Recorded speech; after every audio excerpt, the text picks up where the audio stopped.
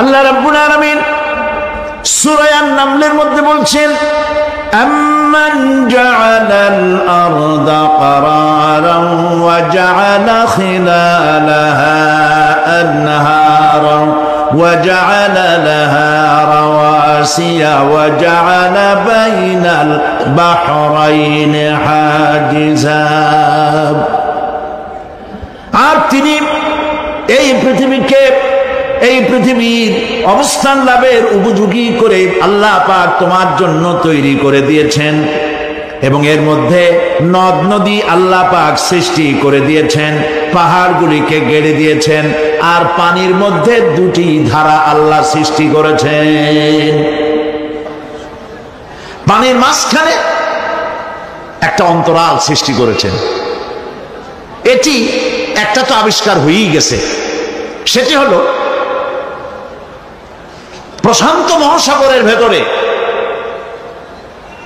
4000 kilometre লম্বা, 2500 kilometre চওড়া প্রশান্ত মহাসাগরের ভিতরে একটি বিশাল এলাকা পাওয়া গেছে, যেটার পানি অত্যন্ত সুমিষ্ট সুমধুর, আর এর বাইরের পানিগুলি অত্যন্ত লবণাক্ত। সূরা আর-রহমানের মধ্যে আল্লাহ পাক বলেছেন, মারাজাল বাহরাইনি ইয়ালতাকিয়ান বাইনাহুমা বারযাখুন লা ইয়াবগিয়ান ফাবিআইয়ি আলাই রাব্বিকুমা তুকাযযিবান। দুটি সমান্তরালে পানি প্রবাহিত হয়ে যাচ্ছে, দুটি ধারা। লোনা পানি মিষ্টি পানিকে লোনা বানাতে পারে না, মিষ্টি পানি লোনা পানিকে মিষ্টি বানাইতে পারে না, মাঝখানে কোনো পার্টিশন নাই। সুবহানাল্লাহ। আমার দেশের পদ্মা, গঙ্গা, যমুনা, মেঘনা এর মিষ্টি পানিগুলি ভাটির আকারে বঙ্গোপসাগরের নোনা পানির মধ্যে ছুটে যায়, আবার জোয়ারের টানে বঙ্গোপসাগরের মুক্তিটা হয়ে যায় এমন নোনা পানি মিষ্টি দরিয়ার মধ্যে এসে ঢুকে যায়। কিন্তু বঙ্গোপসাগরের নোনা পানি মিষ্টি পানিকে নোনা বানাতে পারে না, আবার নোনা পানিগুলি মিষ্টি এলাকায় গিয়ে মিষ্টিরও খারাপ বানাইতে পারে না। আল্লাহ রাব্বুল আলামিন বলেন, এগুলি আমার আইন মানে। কার আইন? আফাগায়রা দীনিল্লাহি ইয়াবগুন ওয়ালাহু আসলামা মান ফিস সামাওয়াতি ওয়াল আরদি তাওআন ওয়া কারহা। আকাশে আর জমিনে যা কিছু আছে সব আনুগত্যের মস্তককে আমার সামনে অবনতি করে দিয়েছে। সুতরাং এর আমার আইন মানে। চাঁদ, সূর্য, গ্রহ, নক্ষত্র আইন মানে কার? চিল্লায় বলুন। আল্লাহ পাক এই পৃথিবীকে সুন্দর করে সাজিয়ে দিয়েছেন, আবার এর মধ্যে তিনি মাঝে মধ্যে এই পৃথিবী একটু ভূমিকম্পন হয়, কিন্তু তা কোথাও কোথাও একসাথে না। একসাথে যদি সারা পৃথিবীতে ভূমিকম্প হইতো, সৃষ্টি জগতের অস্তিত্ব বিলুপ্ত হয়ে যেত। কথা বুঝতে পেরেছেন? এই জন্য আল্লাহ পাক বলেন, ইন্না ফি খালকিস সামাওয়াতি ওয়াল আরদি ওয়া ইখতিলাফিল লাইলি ওয়ান নাহার লাআয়াতিন লিউলিল আলবাব। নিশ্চয়ই আকাশ এবং জমিনের সৃষ্টির ব্যাপারে আর রাত আর দিনের পরিবর্তনের ব্যাপারে যারা জ্ঞানবান তাদের জন্য রয়েছে আল্লাহ পাকের নিদর্শন। এই ঘূর্ণায়মান পৃথিবী নিয়মিত ঘুরছে, সূর্যের কাছে চলে যাচ্ছে, আবার দূরে সরে আসতেছে। আর এই ঘূর্ণায়মান আসে বলে, সূর্যের কাছে যায় আর আসে বলে এক এলাকায় রাত হয় আর এক এলাকায় দিন হয়। এখন বাংলাদেশে রাত 9:15, আর ঠিক একই সময় আমেরিকার নিউ ইয়র্কে এখন দিনের 9:15। যদি এরকম অবস্থা না হতো, তাহলে এক এলাকার প্রাণীগুলি বাঁচত, অন্য এলাকার প্রাণীগুলি ঠান্ডায় ফ্রিজ হয়ে যেত। আমাদের এই পৃথিবী আল্লাহ পাকের এক অফুরন্ত নিয়ামত। এই অফুরন্ত নিয়ামত আল্লাহ পাক আমাদেরকে দিয়েছেন, আর এর মধ্যে এর অভ্যন্তরে রয়েছে মানুষের খাদ্য তৈরি করার মতো প্রাণ শক্তি মাটির মধ্যে আল্লাহ পাক দিয়েছেন। পৃথিবীটা এটি সূর্যকে আর চন্দ্রকে আল্লাহ পাক একটা নির্ধারিত মেজারমেন্ট করে রেখেছেন, একটা ঠিক সঠিক জায়গায় রেখেছেন। বিজ্ঞানীরা বলেছেন সূর্যর যে ডিগ্রিতে এখন আছে ওর থেকে কয়েক ডিগ্রি যদি নিচে নেমে আসতো, গোটা পৃথিবী জ্বলে পুড়ে ভস্ম হয়ে যেত। আবার সূর্যটা যেখানে আছে ওখান থেকে আরো কয়েক ডিগ্রি যদি উপরে উঠে যেত, তাহলে গোটা পৃথিবী ফ্রিজ হয়ে যেত, প্রাণী জগতের অস্তিত্ব শেষ হয়ে যেত। চাঁদ সম্পর্কে বলা হয়েছে চাঁদ যত ডিগ্রিতে আল্লাহ পাক স্থাপন করে রেখেছেন ওর থেকে কয়েক ডিগ্রি উপরে যদি উঠে যেত, গোটা পৃথিবী মরুভূমি হয়ে যেত। আর যদি কিছু নেমে আসতো, গোটা পৃথিবীতে জলোচ্ছ্বাস হয়ে পানিতে পৃথিবী ডুবে শেষ হয়ে যেত। তাও সুবহানাল্লাহ বলবো না? এ সমস্ত কুদরত কার? আল্লাহ পাক। আল্লাহ রাব্বুল আলামিন এরপরে বলছেন ওয়াল জিবালা আওতাদা, মাটিকে বানালাম বিছানা, আর এই বিছানাকে এটা যেন তোমাকে নিয়ে নড়াচড়া করতে না পারে, সেই জন্য আমি পাহাড়গুলি পেরেকের মতো গেড়ে দিলাম। এখানে আছে যে পাহাড়কে পৃথিবীর মধ্যে পেরেকের মতো গেড়ে দিছি। কেন দিছি সেটি এসছে অন্য আয়াতে। আল্লাহ রাব্বুল আলামিন বলেন وَأَلْقَى فِي الْأَرْضِ رَوَاسِيَ أَن تَمِيدَ بِكُمْ, আল্লাহ পাক বলেন তিনি জমিনে পর্বতের নোঙর, পর্বতের পেরেক রকম করে এই পৃথিবীর মধ্যে গেড়ে দিয়েছেন, যেন পৃথিবীটা তোমাকে নিয়ে যেন হেলাদোলা করতে না পারে। এই পাহাড় পৃথিবীর ভারসাম্য রক্ষা করেছে।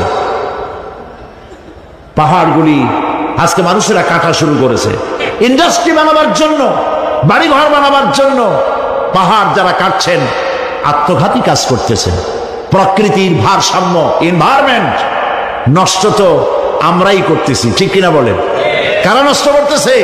আমরা নিজেরাই করতেছি, আত্মঘাতী কাজ করছি। এই পৃথিবীতে কত পাহাড় দরকার, কত গাছ দরকার, কত পানি দরকার, সে কথা কে বলতে পারবেন? বলেন সবাই। আল্লাহ পাকের যা কিছু তিনি সৃষ্টি করেছেন সেগুলির উপরে হস্তক্ষেপ করা, কিছু কিছু জিনিসের উপরে হস্তক্ষেপ করা মারাত্মক আত্মঘাতী।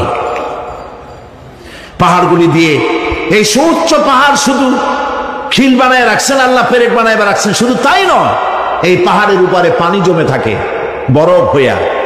আমরা যখন প্লেনে যখন যাই, ঢাকা এবং চিটাগং যে ফ্লাইটগুলি আসা যাওয়া করে, এগুলি 9,000, 10,000, 11,000 ফিট দিয়ে উচ্চতায় উড়ে আসে।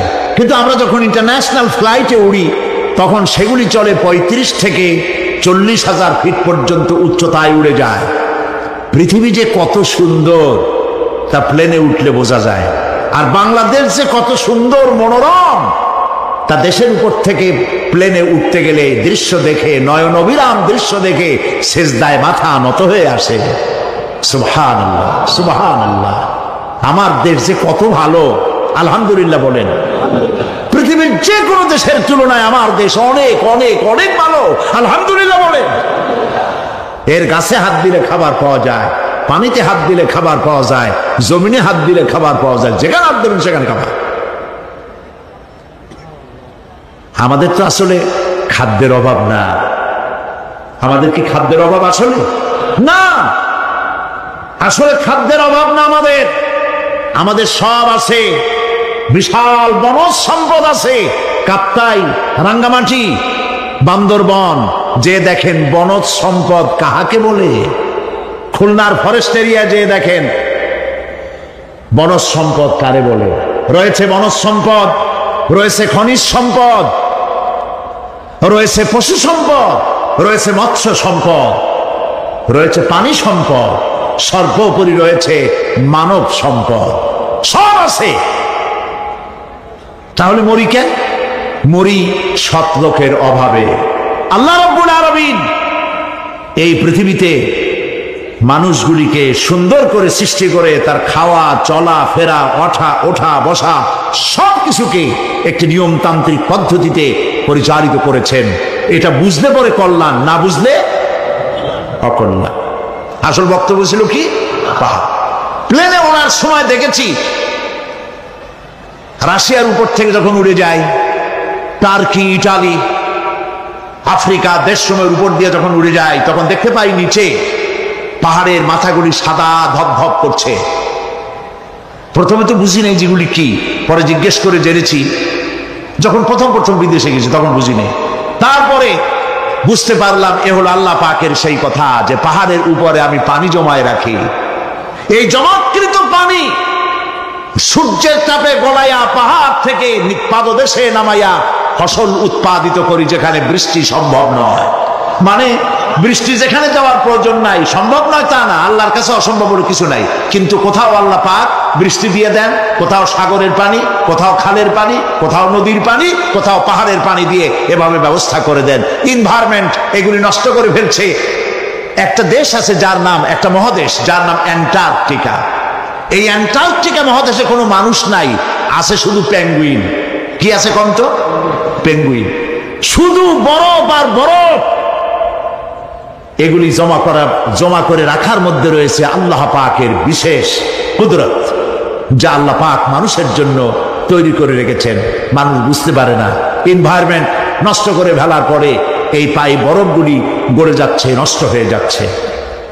এরপরে আল্লাহ পাক বলছেন, وَخَلَقْنَاكُمْ أَزْوَاجًا, আর এই পৃথিবীর বংশধারাকে, সৃষ্টি ধারাকে ঠিক রাখার জন্য আমি তোমাদেরকে জোড়ায় জোড়ায় সৃষ্টি করেছি। সুবহানাল্লাহ। প্রত্যেকটি প্রাণীর ভিতরে স্ত্রী জাতীয়, পুরুষ জাতীয় আছেই, আছে কিনা বলেন? এমন একটা নাম কোন যেখানে শুধু পুরুষ, নারী নাই, স্ত্রী জাতীয় নাই? আছে নাকি? নাই। বংশধারা বৃদ্ধি করার জন্য প্রত্যেকটি প্রাণী আল্লাহ পাক বলছেন জোড়ায় জোড়ায় বানাইছি, তোমাদেরকেও আমি জোড়ায় জোড়ায় বানিয়েছি।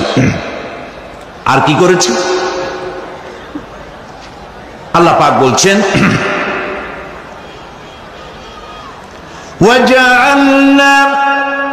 وَجَعَلْنَا نَوْمَكُمْ سُبَاتًا, একদিকে তো জোড়ায় জোড়ায় বানালাম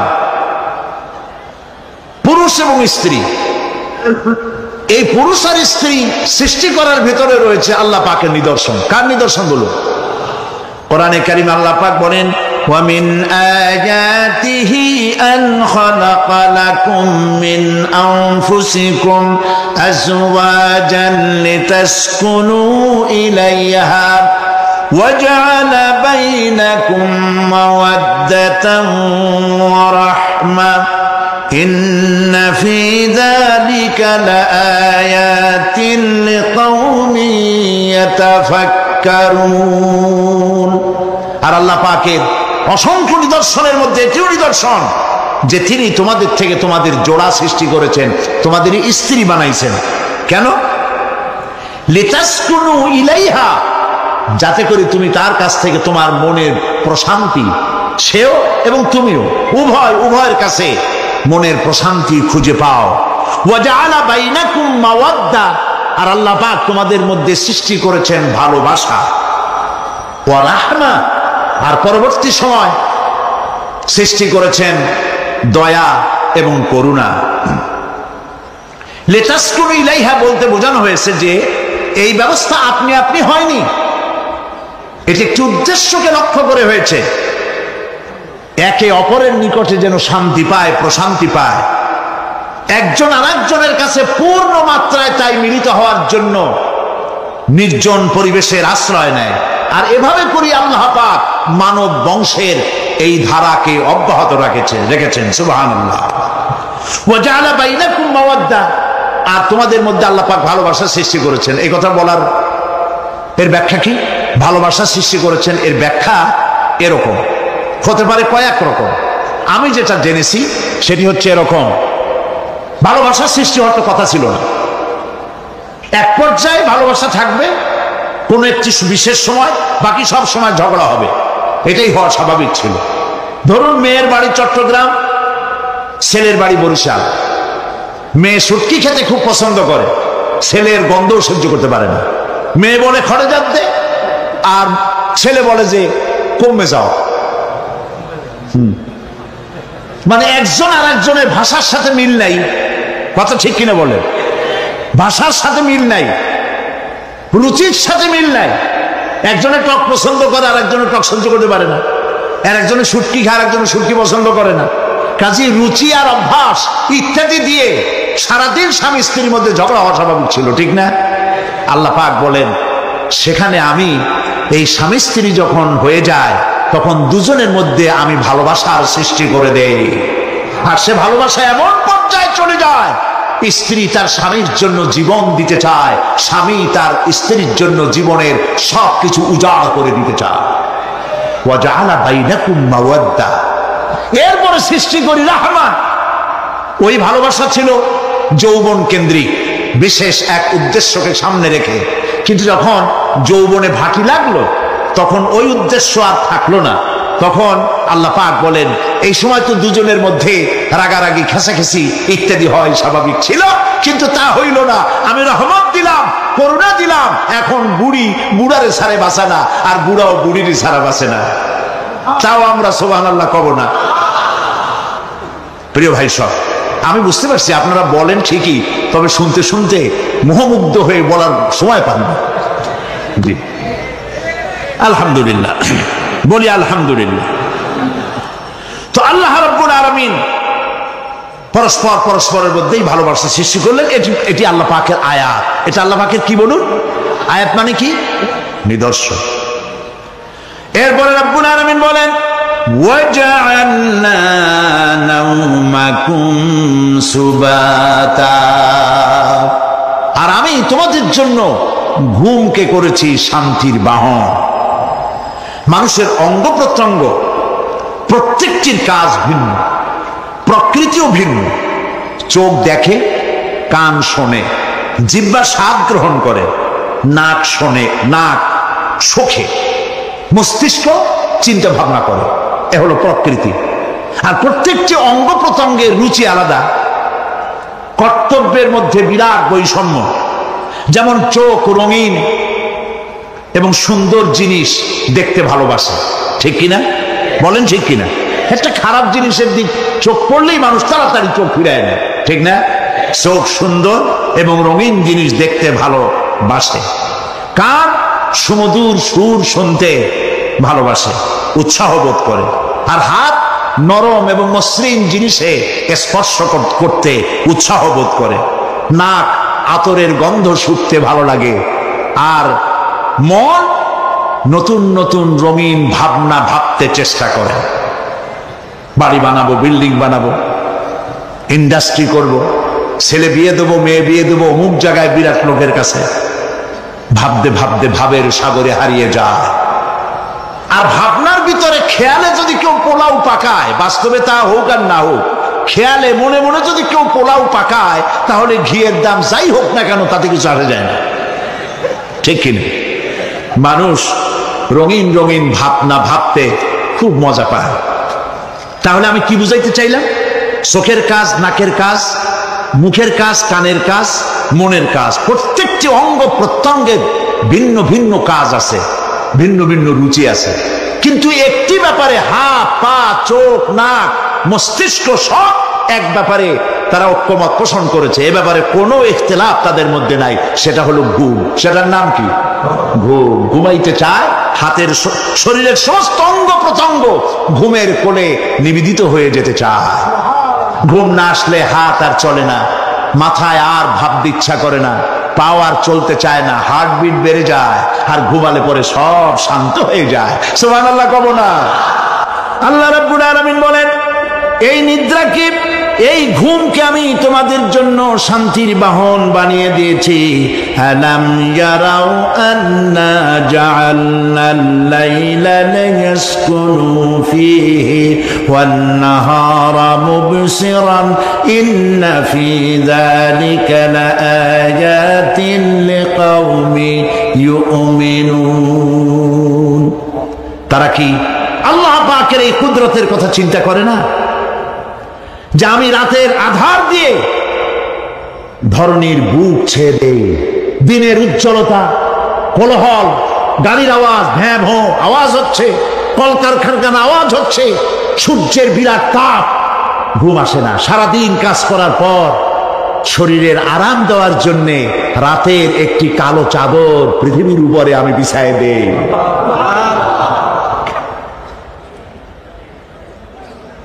আর মানুষ আরাম গ্রহণ করে, শুধু মানুষ না, সব প্রাণী আরাম গ্রহণ করে। সুবহানাল্লাহ। এবং এরপরে দিনের আলো দিয়ে উদ্ভাসিত করি, যেন বিশ্রামের পর নতুন করে আবার কাজের সমস্ত উদ্দীপনা নিয়ে নতুন করে কাজে ঝাঁপিয়ে পড়তে পারে। কয়েক ঘন্টা দিন হাড় ভাঙা খাটুনি খেটেছে, রিক্সা চালাইছে, গাড়ি চালাইছে, আড়াই মনের বস্তা মাথায় করে টেনেছে, চিন্তা ভাবনা করেছে। এরপরে যখন এই লোকটি কয়েক ঘন্টা মাত্র নিদ্রা গেল, আরাম পেল, মস্তিষ্ক হালকা হয়ে গেল, হার্টবিট কমে গেল, হাতের পায়ের কর্মোদ্দীপনা বেড়ে গেল, নতুন করে আবার কাজ করার জন্য সুযোগ এসে গেল। দুনিয়ার মানুষকে কর্মক্ষম রাখার জন্য আল্লাহ পাক ঘুমকে বানিয়েছেন নিয়ামত। সুবহানাল্লাহ। ওয়া মিন আয়াতিহি মানামুকুম বিল-লাইলি ওয়ান-নাহারি ওয়াবতিগাউ মিন ফাদলিহি। আল্লাহ পাক বলেন, তোমাদের রাত আর দিনের বেলায় নিদ্রা যাওয়া, এবং এটাই হচ্ছে তার অনুগ্রহ। রাত আর দিনের নিদ্রা যাওয়ার পরে আমার অনুগ্রহ অর্থাৎ রিজেক তালাশ করার জন্য শরীরের ভিতরে, মনের ভিতরে, হাত পায়ের মধ্যে কর্মের উদ্দীপনা আমি তোমাদের দিয়ে দেই। মহাবিজ্ঞানী আল্লাহ রাব্বুল আলামিনের এই বিশাল কুদরত এবং দয়া, যে মানুষকে তিনি ক্লান্তি দূর করার জন্য তিনি ঘুম দিয়েছেন, আলহামদুলিল্লাহ বলি। অনেক মানুষ আছে ঘুমাইতে পারে না,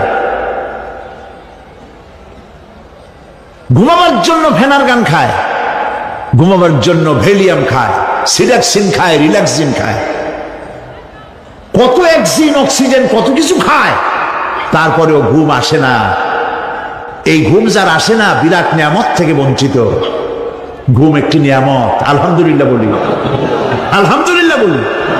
বিশাল নিয়ামত ঘুম। আল্লাহ যে সমস্ত নিয়ামত আমাদের জন্ম থেকে শুরু করে এ পর্যন্ত বডির মধ্যে দিছেন, মৃত্যুর আগে আল্লাহ যেন একটিও কেড়ে না নেন, বলি আমিন। আল্লাহ রাব্বুল আলামিনের পরে বলেন, ওয়াজআলনাল লাইলা লিবাসা ওয়াজআলনান নাহারা মাআশা। আর রাতকে করেছি আচ্ছাদন, আবরণ, দিনকে রুজি কামাবার জন্য ব্যবস্থা করে দিয়েছি।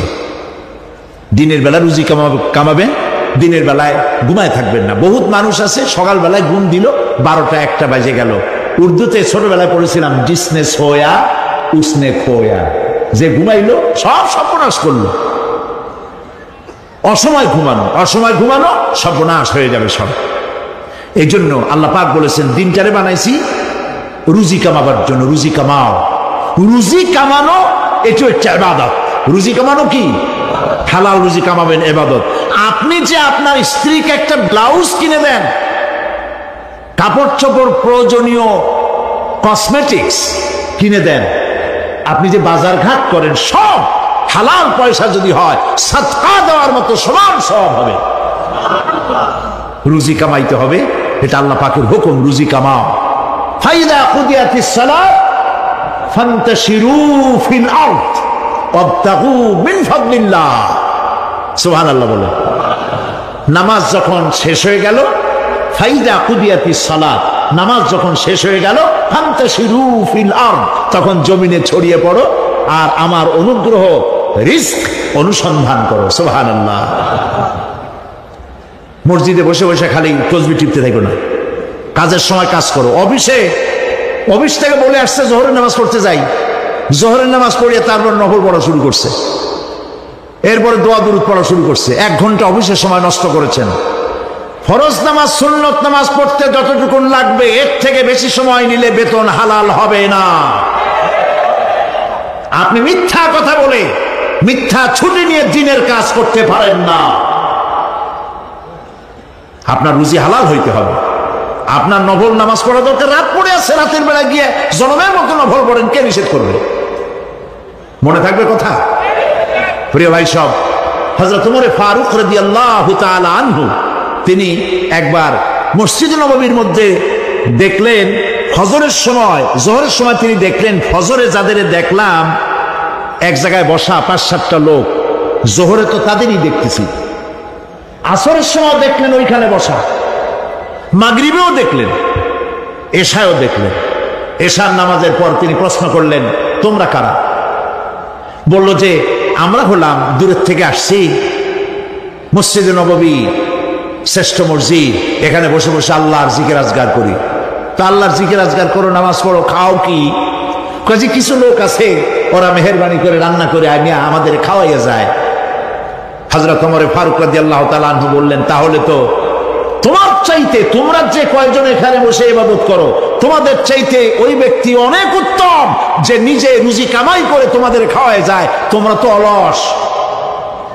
শুনে রাখো, নামাজের সময় ছাড়া আগামীকাল এই জায়গায় যদি বসা দেখি, ব্যাট মেরে বাড়ি করে দেবো মসজিদ নববী থেকে। ইসলাম কাজের প্রতি উদ্দীপনা দিয়েছে, ইসলাম কাজের ট্রেনিং দিয়েছে। সুবহানাল্লাহ বলে। কাজ করো আর খাও, বসে বসে বাপের বোঝা হইও না। প্রিয় ভাই সব, এরপরে আল্লাহ পাক বলছেন, وَبَنَيْنَا فَوْقَكُمْ سَبْعًا شِدَادًا, আর তোমাদের উপরে আমি তোমাদের উপরে শক্ত মজবুত 7টি আকাশ সৃষ্টি করেছি। সুবহানাল্লাহ। এর থেকে বেরিয়ে যাওয়ার কোনো উপায় নাই, এটা ফাটল ধরাবারও কোনো উপায় নাই। এবং এই আকাশটাকে আমি আবার সুন্দর করে সাজায় রাখছি, নয়ন অভিরাম দৃশ্য সার্বক্ষণিক ভাবে আমি রেখেছি। রাতের আধারে যা দেখা যায় সেটা কি? আল্লাহ রাব্বুল আলামিন বলেন, ইন্না যায়্যানাস সামাআদ দুনিয়া বিজিনাতিল কাওয়াকিব, এই দুনিয়ার আকাশখানিকে তারকা প্রদীপ দিয়া সাজায় রেখেছি মনের মতো। দেখো তুমি তাকাইয়া, কি সুন্দর করে আকাশকে সজ্জিত করে রেখেছি। আল্লাযী খালাকা সাবআ সামাওয়াতিন তিবাকা মা তারা ফি খালকির রাহমানি মিন তাফাউত ফারজি'ল বাসারা হাল তারা মিন ফুতুর। ক্ষমাশীল তিনি, সপ্ত আকাশ রচিলেন থরে থরে, কোন ত্রুটি হেরিবে না তার পূর্ণ সৃজন পরে। চাহ তুমি তার সৃষ্টি পানে, দেখো কিছু ভুল চুক, ফিরাও তোমার নয়ন খানি, ফিরাও তোমার মুখ। জোরে বলেন নাই, বলেন আলহামদুলিল্লাহ, সুবহানাল্লাহ। এক দরবেশ, সে একবার এক বট গাছের তলায় বসিয়া এই আয়াত পড়তেছিলেন। এই আয়াত পড়ে তার মনে উঠলো, আল্লাহ পাক বলছেন হাল তারা মিন ফুতুর, দেখো কি কোনো ভুল চুক, আবার তাকাও। তো সে দেখে ভুল ত্রুটি তো ধরবার উপায় নাই। আল্লাহ, তোমার সৃষ্টির মধ্যে কোনো ত্রুটি নাই, তবে একটা জিনিস আমার কাছে একটু বেকায়দা লাগে। সেটা কি? সে বলছে যে আল্লাহ, এই যে বট গাছ, বিশাল গাছ, যেমন গাছ ফলটা তো ওই রকম হয়নি। তাল গাছটা যেমন ফলটাও ওই রকম, নারকেল গাছটা যেমন ওই রকম, বেল গাছটা যেমন ফলটা ওই রকম, চালতাটা যেমন ফলটা ওই রকম, ঠিক না? কিন্তু এত বড় বট গাছ, ফল একেবারে একটু একটু। দরবেশ সাহেব সিট হয়ে শুয়ে শুয়ে এগুলি চিন্তা করতেছিলেন। হঠাৎ করে একটা বটের ফল, আধা পাকা ফল, অনেক উপর থেকে বৃন্তচ্যুত হয়েছে দরবেশ সাহেবের নাকের ডগার উপরে টস করে পড়ছে। পড়ার সাথে সাথে নাক জ্বলিয়ে উঠছে। কান ধরে তওবা করে দরবেশ সাহেব সিজদায় পড়ে গেছেন। আল্লাহ, কি বলি না করলাম! আমার চিন্তা মতে যেমন গাছ তেমন ফল, তালের সাইজের যদি হইতো, যে পজিশনে আমার নাকের উপরে পড়ছে, নাক তো ভালো, মাথাও গুঁড়ো গুঁড়ো হয়ে যেত। সুবহানাল্লাহ, সুবহানাল্লাহ। আল্লাহ পাক বলছেন, ثم ارجع البصر كرتين ينقلب إليك البصر خاسئا وهو حسير। অক্ষমহীন দৃষ্টি তোমার সৃষ্টিতে পাবে ফাঁকি, ফিরাও তোমার নয়ন খানি, ফিরাও কাঙ্গালাখি।